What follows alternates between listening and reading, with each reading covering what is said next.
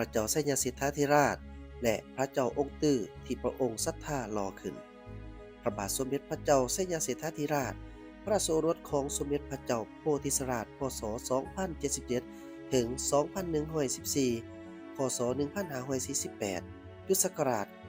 910พระราชบิดาได้ทรงอภิเษกพระองค์ขึ้นเสวยราชย์เป็นพระเจ้านครเชียงใหม่พระชนพรรษาได้12 ปีตามตำนานพระไสยคำพศ2091ได้รับราชพิเศษกขึ้นเป็นพระบาทสมเด็จพระเจ้ามหาสิริแผ่นดินล้านช้างในพระนามไสยเศรษฐาธิราชพศ2101ถึง2102ตีทัพพม่าแตกที่สนามรบด้านหาดหลวงนับเป็นชัยชนะอันใหญ่หลวงพศ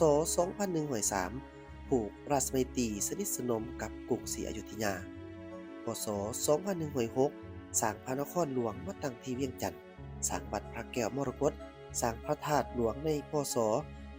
2009พระองค์ได้แผ่พระบรมโพธิสัมภารและเดชานุภาพออกไปทั่วทุกสารทิศพศ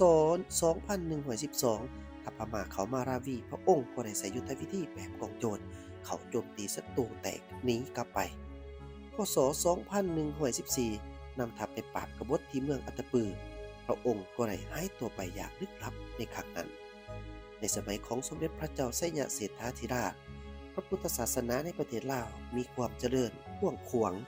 ในพระนครเต็มไปด้วยวัดวาอารามและถาดเจดีย์ประดับประดาอย่างมีจิตรพิสดารในพระนครเวียงจันทน์มีวัดอยู่120วัดและนอกจากนี้แล้วพระองค์ยังมีพระราชศรัทธารอพระพุทธรูปองค์สำคัญหลายๆองค์เป็นต้นแม่นพระเจ้าองค์ตื้อวัดองค์ตื้อนครหลวงเวียงจันทน์พระเจ้าองค์ตื้อของวัดโพน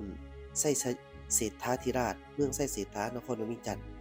3. พระเจ้าองค์ตื้อของวัดศรีชมพูองค์ตื้อน้ำโมงทาบอหนองคายประเทศไทย 4. พระเจ้าองค์ตื้อ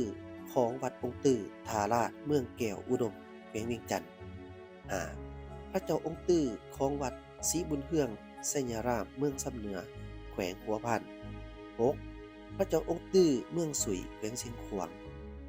นอกจากนี้ยังมีพระสุขพระเสริมพระไสยรูปรอพระไสยเศรษฐาธิราชสร้างโดยพันโทธรรมไสยสิทธิเสนาเจ้าความคิดกำกับการออกแบบออกรูปทรงท่าที่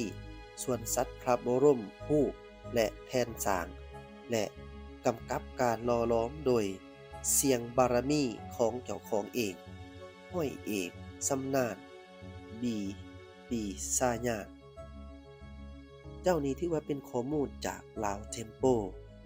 ทางท่านผู้ชมท่านได้พบได้เห็นในคลิปนี้ทางมีการกดไลค์กดแชร์กดคอมเมนต์กดติดตามขอให้ได้บุญในหลายมีความสุขความเจริญสมความมุ่งมา่ปรารถนาในชีวิตการงานสาธุสาธุสาธุ